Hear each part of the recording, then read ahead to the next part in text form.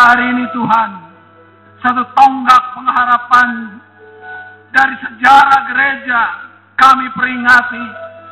Kebangkitan-Mu adalah harapan bagi masa depan yang penuh harapan, bagi masa depan yang lebih baik, bagi masa depan yang oh Tuhan, yang berdimensi kekal ya Bapak. Oh Tuhan, terima kasih karena Engkau sudah bangkit dari kubur. Ya, kubur yang kosong itu menunjukkan bahwa Engkau hidup. Itulah adalah harapan kami Tuhan. Itulah adalah satu tonggak yang menyatakan bahwa hari depan yang penuh harapan ada pada setiap umat-Mu yang sudah Engkau pilih dan Engkau sudah selamatkan untuk mencapai kehidupan kekal untuk hidup bersama-Mu. Bapa yang di dalam sorga, kami memperingati, oh Tuhan, kebangkitan-Mu dengan penuh sukacita. Biarlah supaya melalui firman-Mu, kuasa kebangkitan itu boleh kami terima di dalam pribadi kami masing-masing. Sehingga kami bukan saja satu pribadi yang begitu-begitu saja, pribadi yang hanya menjalani kronos ini, tetapi pribadi yang diubahkan oleh firman-Mu, sehingga firman-Mu itu boleh menjadikan mereka manusia-manusia baru yang diperbarui terus-menerus sampai kami semua mencapai kepenuhan Kristus. Terima kasih ya Bapa, sembunyikan hamba-Mu di belakang salib-Mu, dan biarlah supaya firman-Mu sendiri, firman yang keluar dari mulut Allah itu berfirman pada sore hari ini, dan nama Tuhan dimuliakan. Dalam nama Tuhan Yesus Kristus kami berdoa, amin. Shalom Bapak Ibu Saudara sekalian, selamat hari Paskah. Saya ucapkan, mari kita membaca firman Tuhan, yaitu di dalam Yeremia 29 ayat yang ke-10 dan yang ke-11. Yeremia 29 ayat yang ke-10 dan ke-11. Mari kita sama-sama berdiri untuk menghormat firman Tuhan. Yeremia 29 ayat 10 dan 11. 2, 3. Sebab beginilah firman Tuhan, apabila telah genap 70 tahun bagi Babel, barulah aku memperhatikan kamu. Aku akan menepati janjiku itu kepadamu dengan mengembalikan kamu ke tempat ini.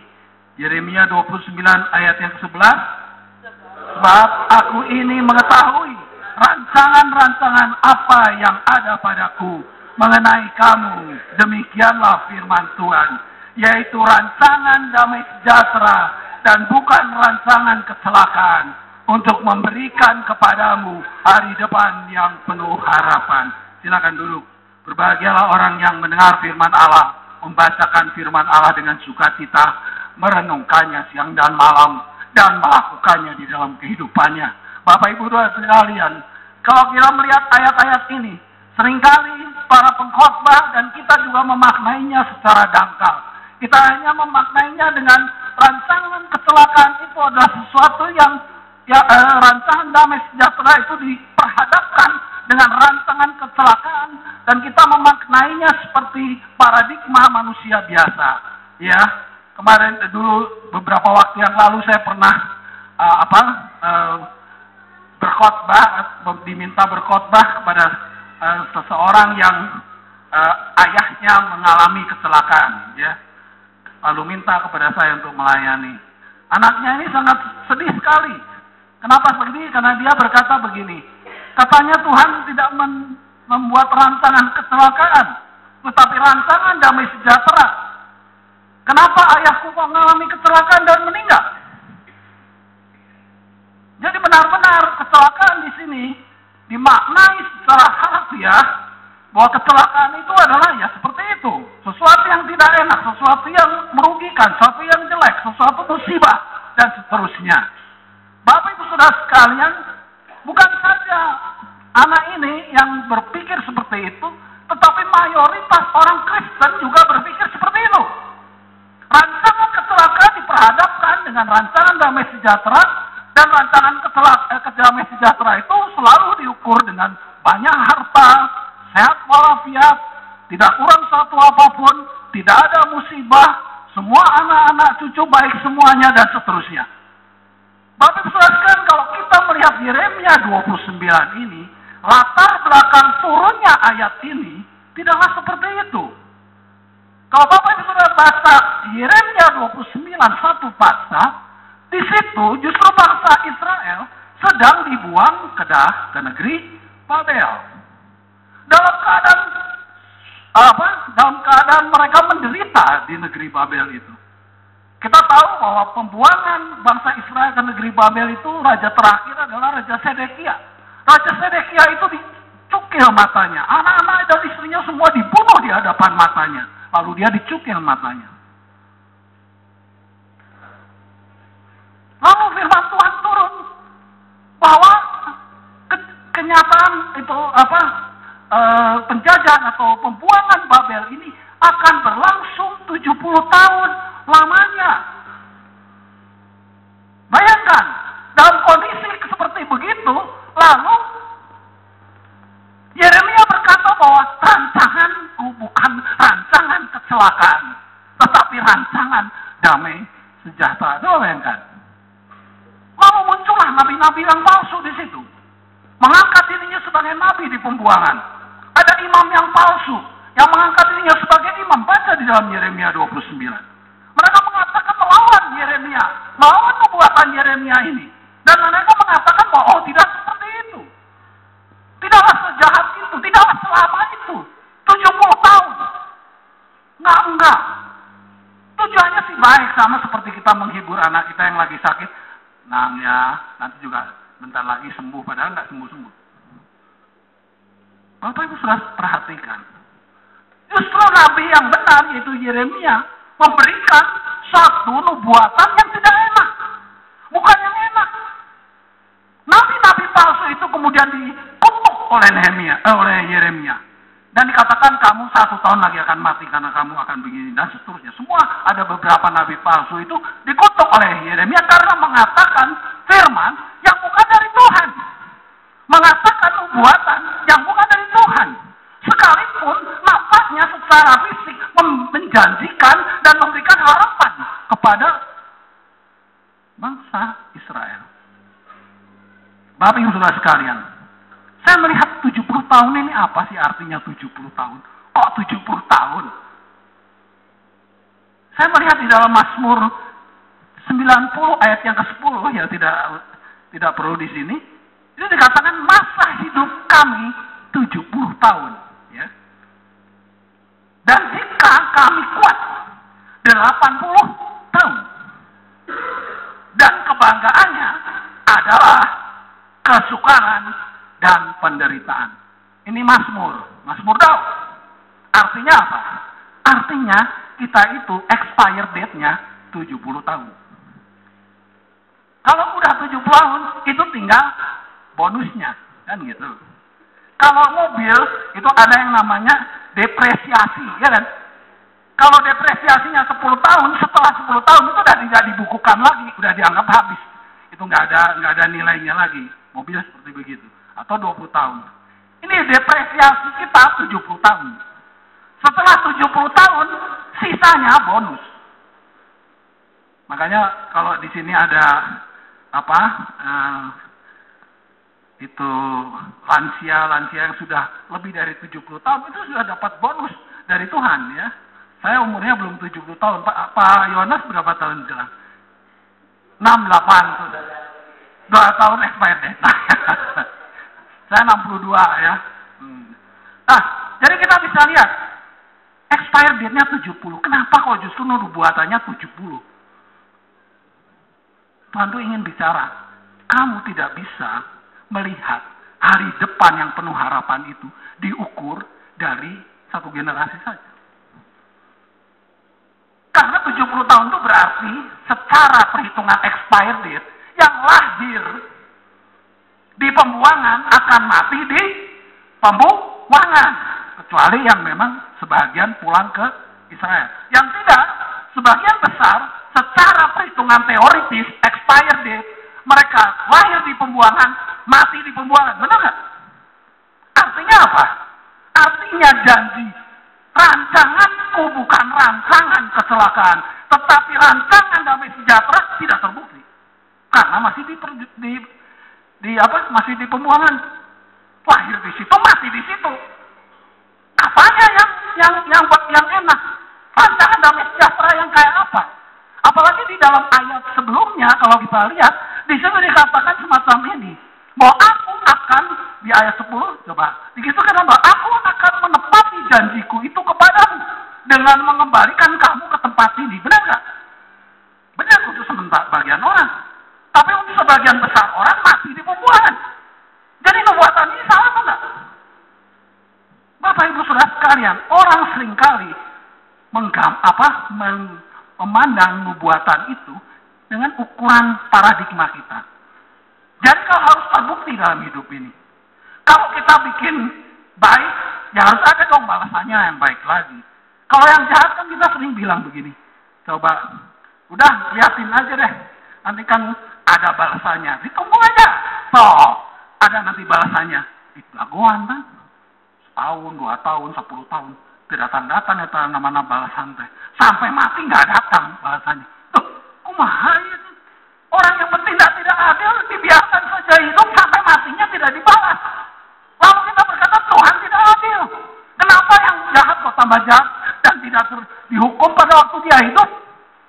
Yang baik tetap baik itu sengsara terus sampai matinya. Lalu bagaimana dengan rancangan damai sejahtera ini? Bagaimana kita bisa memaknai rancangan kecelakaan dan rancangan damai sejahtera menurut ukuran kita? Jadi yang pertama kita harus perhatikan, jangan pernah mengukur ya, nubuatan atau janji-janji Allah itu dengan paradigma manusia. Itu yang pertama. Kalau kita mengukur janji-janji Allah itu dengan paradigma manusia, kita akan kecelek. Karena pikiran Allah bukan pikiran kita. Yang baik menurut Allah belum tentu baik menurut kita. Saya kasih contoh. Naomi. Ya. Naomi itu kurang baik apa? Dia tinggal di Bethlehem. Ya toh? Dia punya suami, punya anak 2. Lalu berpindah ke Moab. Karena kelaparan. Logis saja kan? Orang cari kehidupan lebih baik ya pindah. Pindah di Moab, kemudian matilah suaminya. Lalu kedua anaknya yang laki mati juga, tinggal menantunya. Menantunya Orpa dan Rut, yang Orpa pulang tinggal Rut. Bayangkan, Rut bukan dadanya dia sendiri. Dia pulang kembali ke Bethlehem. Lalu apa yang dia dapat selama dia pergi? Lalu orang-orang bilang, karamamu Naomi, jangan panggil aku Naomi lagi. Panggil aku Mara. Kenapa? Dia tidak bisa mengerti. Salahku apa Tuhan? Banyak penafsir bilang, karena meninggalkan Bethlehem. Bukan itu. Bukan itu. Naomi dalam rencana Allah, dia memang harus mengalami itu semua. Untuk apa? Untuk mempertemukan Rut dengan Boaz. Ketika Rut bertemu dengan Boaz, lalu dia memperanakan Obed dan seterusnya sampai kepada Daud, sampai kepada Kristus. Sebagai pemain di dalam rentang ruang dan waktu, dia tidak bisa mengerti apa yang akan terjadi kemudian. Kita bisa mengerti karena kita hidup sesudahnya dan kita tahu ada Kristus dan seterusnya. Dia tidak tahu. Sampai akhir hidupnya pun cuma penghiburannya hanya mungkin menggendong anak dari Rut dan Boaz saja, yaitu Obed yang bukan sebetulnya darah dagingnya. Bapak Ibu Saudara sekalian, jangan pernah mengukur janji Allah dengan paradigma kita, karena kita akan kecelek. Itu yang pertama. Yang kedua, janji Allah itu lintas waktu dan lintas generasi. Bapak Ibu Saudara sekalian, seringkali yaitu tadi kita menafsirkan ayat ini dengan jarak dekat saja. Bangsa Israel pulang ke negerinya lagi setelah 70 tahun. Selesai nubuatan ini. Oh enggak. Hari depan yang penuh harapan tidak berhenti di situ. Hari depan yang penuh harapan diteruskan 400 kemudian dengan kedatangan kelahiran Kristus, kematian Kristus, dan pada hari ini kebangkitan Kristus. Itu adalah tonggak-tonggak yang menyatakan satu harapan untuk masa depan. Kalau rancangan damai sejahtera itu hanya untuk 70 tahun saja, alangkah dangkalnya pemikiran Allah itu. Kalau rancangan damai sejahtera itu hanya berlaku untuk satu periode, satu generasi saja, alangkah menyedihkannya cara berpikir Allah kita. Rancangan damai sejahtera, hari depan yang penuh harapan, harus berdimensi tidak pendek, tetapi panjang. Dan itu diteruskan dengan kedatangan Kristus ke dunia ini, kematiannya, dan kebangkitannya. Kebangkitannya merupakan suatu tonggak bagi hari depan yang penuh harapan dalam makna yang rohani. Yang ketiga, janji Allah. Ya, bagi hari depan yang penuh harapan itu berdimensi kekal. Mari kita lihat di dalam Ibrani 11 ayat 13 sampai dengan 16. Ibrani 11 ayat yang ke-13 sampai dengan yang ke-16. Kita akan membacanya bersama-sama ya.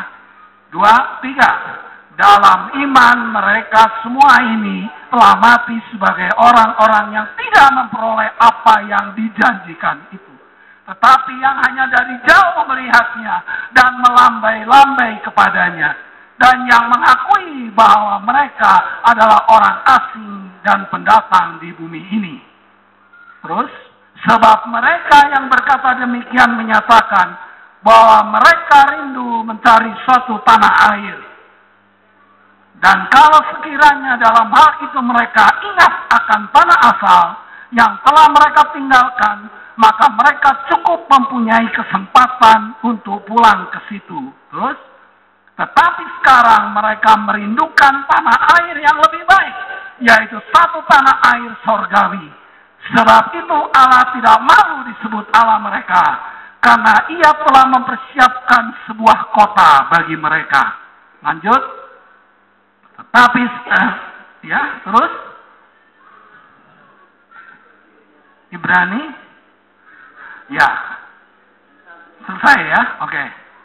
Bapak Ibu sekalian, sampai dengan ayat yang ke-16 tadi, kita bisa melihat bahwa tokoh-tokoh iman di dalam Alkitab yang dikatakan Abraham dan seterusnya semuanya menjadi tokoh iman yang diceritakan dalam Ibrani 11. Dari mereka banyak yang tidak bisa melihat, menerima apa yang sudah dijanjikan itu. Jadi itu semacam kayak dia katakan mereka hanya merindukan satu tanah air yang lebih baik.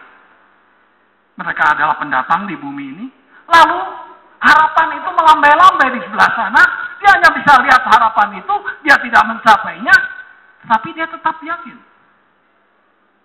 Ini visi. Orang Kristen yang tidak mempunyai visi ke depan, dia tidak mungkin bisa bertahan, pasti jatuh. Orang Kristen yang tidak punya visi ke depan dan menjalani kronos begitu saja, dia tidak mungkin akan bertahan di dalam pengiringannya kepada Tuhan. Hanya visi yang bisa melihat ke depan, jauh ke depan, sekalipun itu jauh, sekalipun itu tidak tercapai di masa ini, tetapi itu melambai-lambai dan mengatakan, marilah kemari. Bapak Ibu Saudara sekalian, kita selalu ingin pulang ke tanah air kita. Orang yang dari Jawa pengen pulang Jawa. Biasanya kalau lebaran, waduh, di jalan itu pada naik motor ke sana kemari ya. Yang dari Jakarta merantau ke Jawa Timur naik motor dari Surabaya ke Jakarta. Yang dari Surabaya merantau ke Jakarta naik motor pulang ke Surabaya dan seterusnya. Sampai banyak tabrakan. Ya. Kenapa istilah mudik ini? Itu menjadi sesuatu yang katanya fitrah, karena ingin kembali kepada keadaan asalnya di mana dia dilahirkan dulu. Sebenarnya ini satu gambaran dari kerinduan setiap orang untuk kembali kepada tanah air surgawi yang lebih baik itu. Tapi bagaimana orang bisa bertahan dengan visi itu ketika kita mempunyai iman? Iman adalah visi untuk melihat dengan jelas ke depan apa yang menjadi sasaran kita, sekalipun kita belum mencapai saat ini, tetapi kita mengharapkannya untuk saudara sekalian, pada saat ini saya katakan bahwa kebangkitan Kristus merupakan satu tonggak ya, yang menyatakan hari depan yang penuh harapan dan mempunyai dimensi kekal sampai selama-lamanya. Allah yang berencana adalah Allah. Perhatikan, Allah yang berencana adalah Allah seperti seorang gembala yang mulai dari kekekalan membawa domba-dombanya melewati dunia yang penuh dengan air mata ini untuk kembali ke kekekalan bersamanya lagi. Bapak Ibu Saudara sekalian, kalau kita hanya melihat pemeliharaan Allah hanya pada bahagian dari satu rentang waktu, kita salah menilai Allah. Rancangan Allah itu bukanlah rancangan sawareh ya. Bukan rancangan sebagian-sebagian.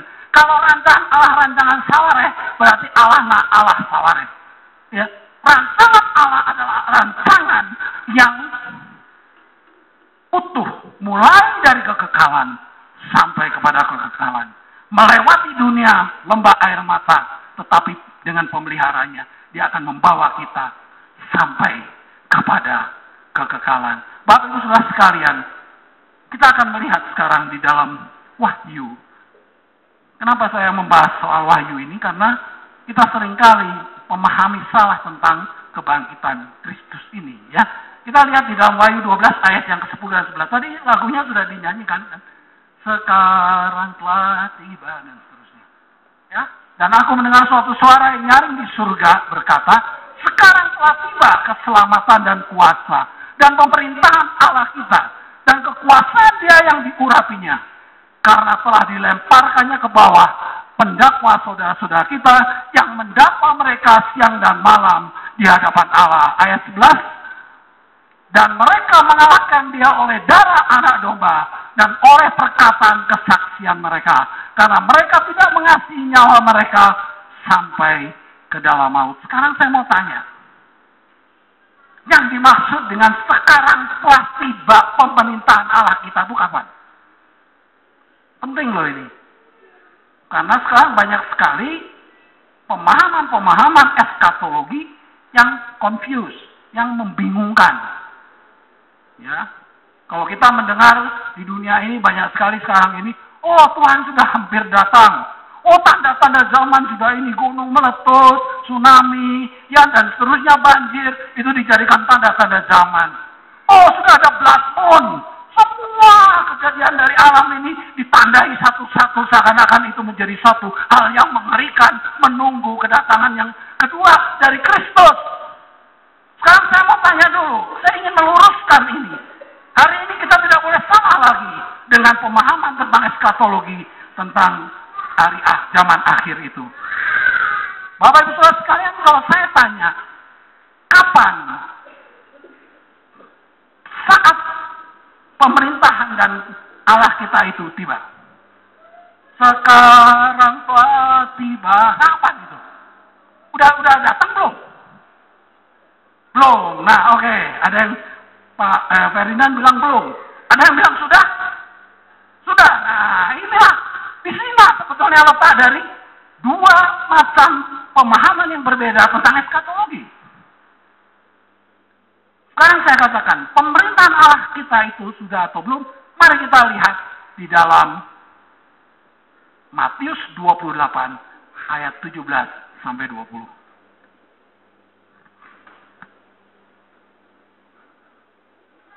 Perhatikan di sini. Ketika melihat dia, mereka menyembahnya, tetapi beberapa orang ragu-ragu. Ada yang menyembah, ada yang ragu-ragu. Betul kan? Kenapa kok begini? Tuhan Yesus menampakkan diri pada mereka setelah kematiannya, pada waktu sudah bangkit, lalu dia menunjukkan diri pada murid-muridnya, lalu murid-muridnya melihat dia, ada yang yakin itu Yesus, ada yang tidak yakin, yang yakin menyembah, yang tidak yakin ragu-ragu. Betul ini, ayat ini kan itu konteksnya. Lalu ayat 18. Yesus mendekati mereka dan berkata, kepadaku telah diberikan segala kuasa di sorga dan di bumi. Apa artinya ini? Ayo, apa artinya sudah diberikan kuasa di sorga dan di bumi? Segala kuasa di sorga dan di bumi. Apa itu artinya? Artinya,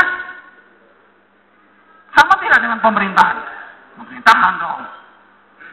Pemerintahan itu cirinya adalah otoritas, kuasa. Ya, kuasanya sudah diberikan ketika Tuhan Yesus bangkit, mengalahkan maut. Tuhan bilang sendiri, segala kuasa telah diberikan kepadaku baik di surga maupun di bumi. Aneh ya. Ada yang ragu-ragu, ada yang menyembah, ada yang ragu-ragu.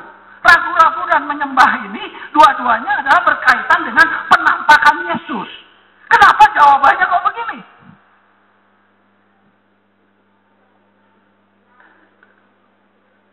Itu jelas gak maksudnya itu nggak kurang nyambungnya? Mestinya begini dong. Ada yang menyembah dan ada yang ragu. Jangan ragu-ragu. Ini aku, Kristus yang sudah bangkit di antara orang mati, kan begitu. Kenapa Kristus kau jawabnya begini? Segala kuasa telah diberikan kepadaku, baik di langit maupun di bumi. Nyambung nggak? Ayo, kalau kita meneliti firman Tuhan dengan sungguh-sungguh, pasti kita akan banyak pertanyaan. Nggak nyambung kan? Nyambung. Ketika kita, perhatikan, ketika kita tidak percaya kebangkitan Kristus, kita tidak percaya pemerintahan Kristus sudah datang. Ketika kita percaya kepada kebangkitan Kristus, maka pemerintahan Kristus itu sudah datang. Sesuai dengan firman yang dalam Matius 28 ayat 18. Segala kuasa telah diberikan kepadaku, baik di langit, baik di bumi.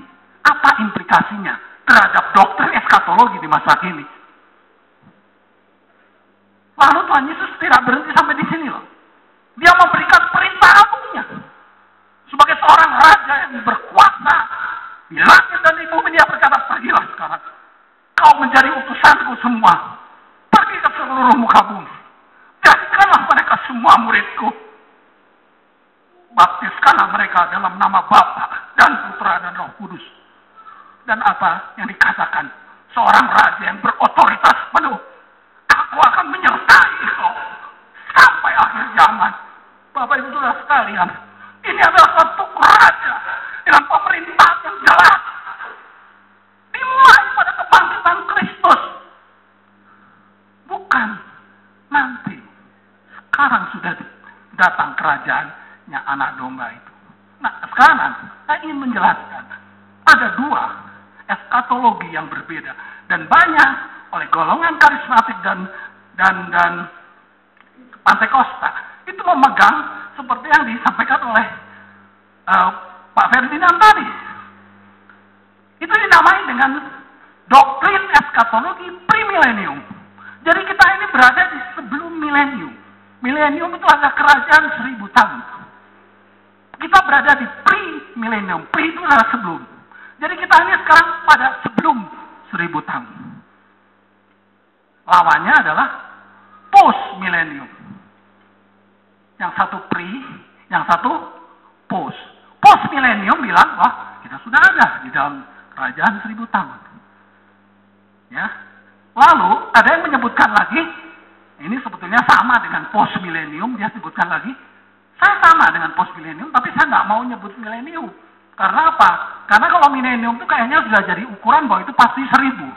Padahal itu hanya menyebutkan satu ukuran waktu yang panjang, tapi tidak tentu panjangnya bagaimana. Lalu dia menyebut namanya amilenium.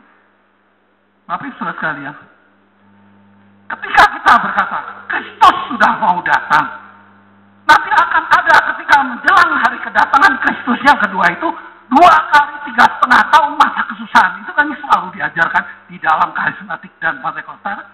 2 kali 3,5 tahun masa kesusahan. Nah, orang-orang yang sungguh-sungguh itu akan diangkat ke udara dan tidak mengalami masa kesusahan besar itu. Ya kan? Itu kan yang diajarkan kan? Jadi kerajaan 1000 tahun itu nanti setelah masa sengsara dan ini lewat 2 kali 3,5 tahun, barulah datanglah kerajaan 1000 tahun. Pertanyaan saya, bagaimana dengan ayat ini? Ayat ini mengatakan bahwa pemerintahan kerajaan anak domba sudah datang pada waktu Kristus bangkit. Kalau tidak, kalau dianggap itu belum datang kerajaan 1000 tahun, berarti selama Kristus ada di dunia ini, sampai sekarang ini sudah lebih dari 2000 tahun, itu siapa yang memerintah? Makanya jangan kaget kalau orang-orang karismatik dan orang-orang Pantai Kosta selalu berpikir setan ini masih sama kuasanya sama Tuhan. Mereka setiap hari berlawan iblis dengan menengking, berperang di udara melawan si iblis dan seterusnya. Coba lihat, mereka dalam KKR 2, mari kita masuk ke dalam rumah Tuhan baik Allah, ambil senjata, lawan iblis dan seterusnya. Seakan-akan gambaran dari berperang melawan iblis, iblis itu belum dikalahkan. Iblis itu masih musuh yang bagikan singa yang mengaum-ngaum, yang akan menelan siapa yang bisa ditelannya dan seterusnya. Tanpa disadari doktrin yang semacam ini merendahkan Kristus. Tanpa disadari doktrin yang semacam ini membuat iblis bersorak-sorak. Padahal sudah jelas dikatakan di dalam firman Wahyu 12 tadi bahwa sudah dilemparkannya para pendakwa kita. Iblis sudah dikalahkan. 5 kali dilemparkan ke bawah. Itu ada 5 kali di dalam Wahyu. Disebutkan di dalam Wahyu 12. Bapak Ibu Saudara sekalian, sudah dilemparkanlah para pendakwa kita. Iblis sudah dikalahkan oleh darah anak domba. Kenapa kita masih harus berpikir tentang ketakutan melawan si iblis? Iblis sudah musuh yang dikalahkan. Kita ada di dalam pemerintahan kerajaan anak domba itu. Bagi penganut post milenium, dia akan ternyata kita sudah masuk ke dalam kerajaan milenium. Bagi penganut milenium, kita sudah berada dalam kerajaan 1000 tahun. Makanya saya suka bingung kalau ditanya, kalau menurut Bapak, Tuhan Yesus sudah mau datang atau belum? Pikiran saya, itu adalah kedatangan yang kedua nanti, di akhir kerajaan 1000 tahun, kalau saya. Tapi bagi orang-orang yang pre-milenium, yang sekarang belum masuk milenium, dia membayangkan, ini nih, yang kedua ini yang mau masuk ke dalam kerajaan milenium ini. Menunggu 2 kali 3,5 tahun ini. Coba sekarang bayangkan. Saya kasih logika aja. Menurut ajaran premilenium, nanti pada waktu kedatangan Kristus yang kedua, semua yang orang pilihan Allah diangkat ke atas, ini kan? Yang tersisa siapa di bumi? Orang fasik, benar nggak? Baik yang mati belum dibangkitkan maupun yang hidup karena tidak terbawa, makanya ada filmnya. Oh, hilang di padang, yang satu diangkat, yang satu tidak, ada kan filmnya itu. Yang tersisa orang fasik saja. Nanti setelah kerajaan 1000 tahun barulah ada penghakiman orang-orang fasik menurut mereka semacam itu. Coba bayangkan. 1000 tahun orang-orang kudus sudah dipisahkan, ditaruh di mana? Lalu orang-orang fasik yang di bumi ini, yang masih hidup kemudian juga mati, punya anak lagi, semuanya orang fasik, atau juga akan masih ada kasih karunia? Kalau tidak, berarti bumi ini hanya dikumpulkan menjadi kumpulan orang fasik yang mati dan yang hidup. Menunggu kerajaan 1000 tahun. Lalu setelah itu semua yang dibangkitkan lagi untuk dihakimi. Yang tahun sudah jelas, sudah dikelompokkan, kok dia sudah langsung masuk neraka saja, nggak perlu penghakiman lagi. Lucu kan? Post milenium mengatakan, dan saya katakan seperti tadi, pre-milenium kalau berpikir semacam begini, berarti ada kedatangan Tuhan Yesus yang ketiga. Yang kedua sebentar lagi, setelah masa ini, lalu masa ada kerajaan 1000 tahun, setelah itu akan ada kedatangan Tuhan Yesus yang ketiga. Firman Tuhan bilang begitu. Ada kedatangan Tuhan Yesus 3 kali. Ini jangan-jangan ada yang ngajarin lagi kedatangan Tuhan Yesus yang keempat. Dan Yesus kan datang cuma 2 kali kan? Ya. Jadi menurut firman Allah yang disampaikan tadi, ya, kedatangan Kristus yang kedua nanti di akhir kerajaan 1000 tahun kalau menurut post milenium. Kalau menurut milenium di akhir kerajaan anak domba. Di situ akan ada kebangkitan umum. Semua orang dibangkitkan. Lalu ada pengadilan umum. Baik untuk orang benar dan untuk orang fasik. Itu ada di Wahyu 20. Maka berdirilah semua orang di hadapan tahta Allah, yang kecil dan yang besar. Lalu semua kitab dibuka, kitab perbuatan dan kitab kehidupan. Lalu semuanya dibacakan dengan kitab kehidupan itu. Siapa yang diadili? Semua. Kita pun diadili. Berdasarkan kitab perbuatan dia.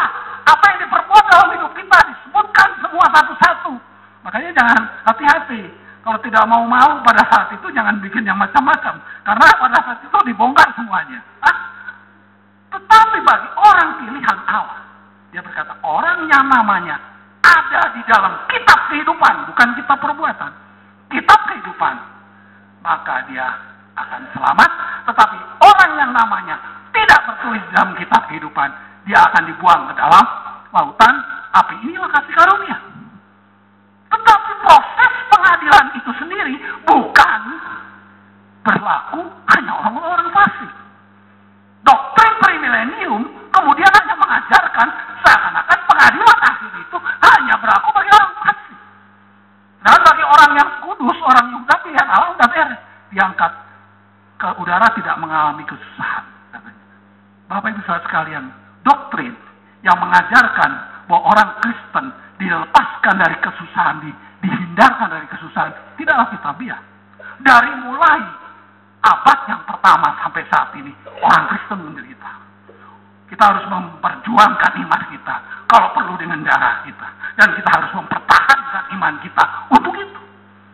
Dan sejarah membuktikan dari mulai Kristus ada sampai dengan saat ini, orang Kristen dianiaya, orang Kristen mengalami masa penganiayaan yang luar biasa. Bagaimana mungkin di akhirnya, di ujungnya, lalu akan ada satu kebijakan lain di mana dia ditarik ke udara tanpa melalui penderitaan. Itu doktrin yang tidak kitabiah. Bapak Ibu saudara sekalian, makanya saya skeptis terhadap tanda-tanda yang semacam itu.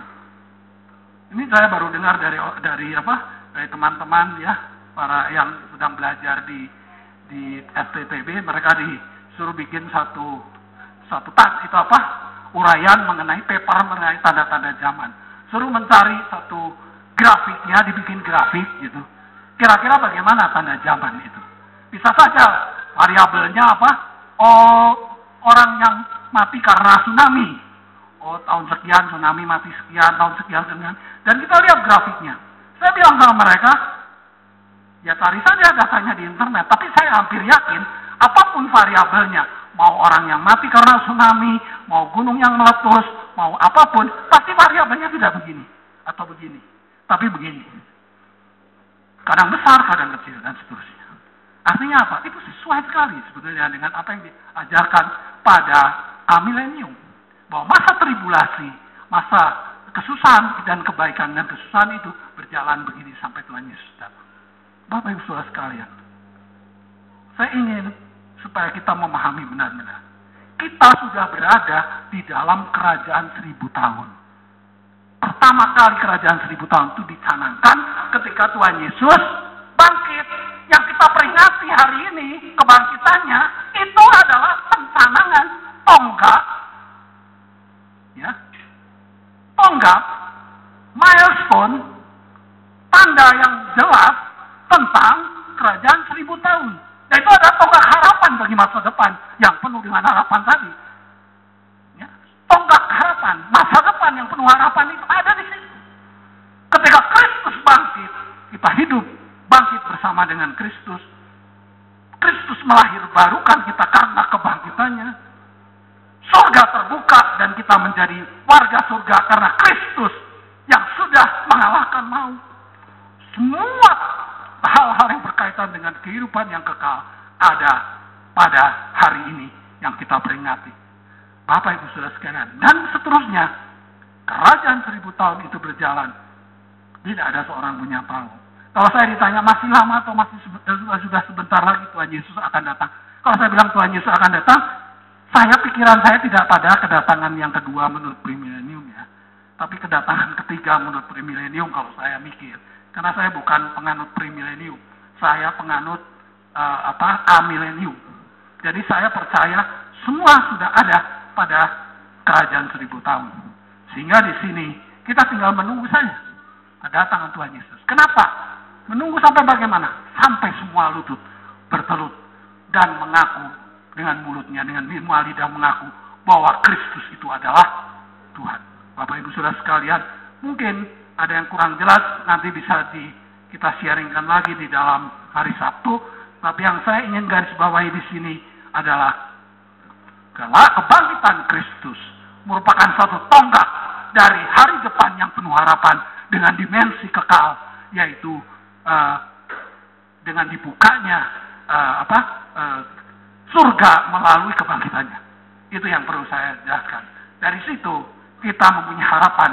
Hari depan yang penuh harapan itu menjadi nyata, bukan saja berdimensi, bukan saja jarak dekat, bukan saja jarak menengah ketika Kristus ada di dunia ini, tapi juga sampai jarak jauh, yaitu sampai kepada kekekalan. Mari kita menyanyikan lagu di depan, yaitu Kasih-Mu Bapa, dan kita akan tutup firman Tuhan, kemudian kita akan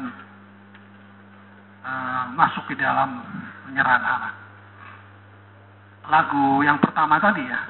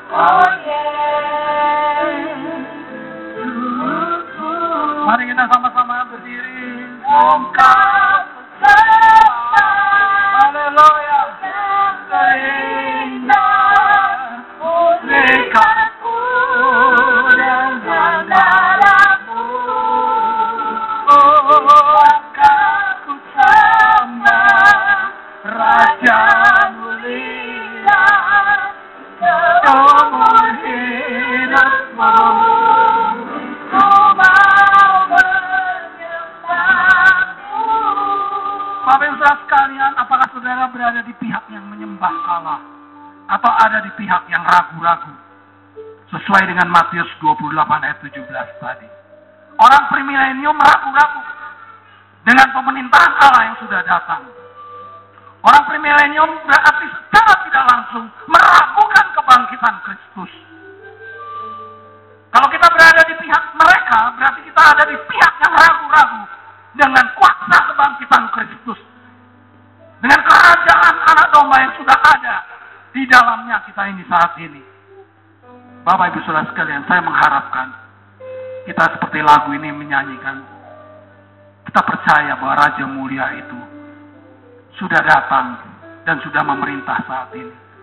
Melalui segala macam yang nampaknya kecelakaan.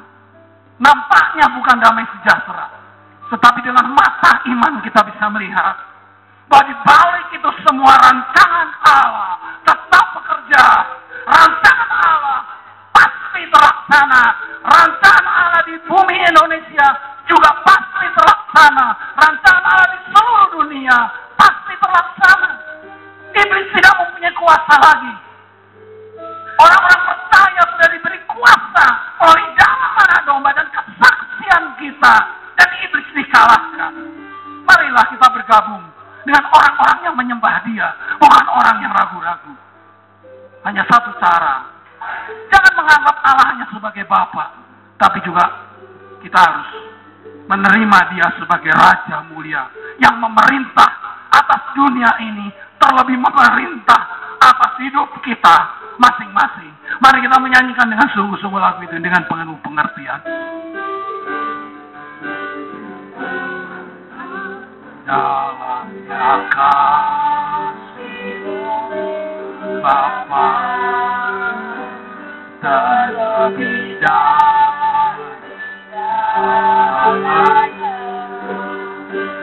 pengorbanan yang termulia dalam kasih. Haleluya. Dengan darah yang tercurah, ampuniku atas dosa, ku bersujud kepadamu. Oh yeah. Haleluya. Kita nyanyikan refren lagu ini dengan sungguh-sungguh. Kau yang terindah, pulihkan dengan darah-Mu. Engkau senang, Raja mulia, seumur hidupku. Ku mau satu kali lagi. Engkau ku dapat, Kau yang terindah, pulihkanku dengan darah-Mu.